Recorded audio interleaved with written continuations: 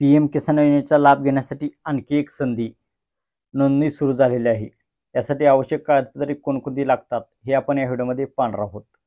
पंतप्रधान किसान सन्मान निधी योजना ही भारत सरकारने शेतकऱ्यांसाठी आणलेली एक महत्त्वाची योजना आहे, ज्याद्वारे सरकार दरवर्षी शेतकऱ्यांना 6,000 रुपये देण्यात येतात. हा निधी 3 हप्त्यामध्ये थेट बँक खात्यावर डीबीटीद्वारे वितरित केला जातो. यामुळे शेतकऱ्यांसाठी शेतीसाठी आवश्यक साहित्य खरेदी करण्यास मदत होते. पीएम किसान योजनेचे फायदे काय आहेत? ऑनलाईन नोंदणी प्रक्रियेमुळे शेतकऱ्यांना घरबसल्या सोयीस्करपणे अर्ज करता येतो. योजनेमुळे शेतकऱ्यांना आर्थिक आधार मिळतो, त्यामुळे ते शेतीची महत्त्वाची कामे वेळेवर पार पाडू शकतात.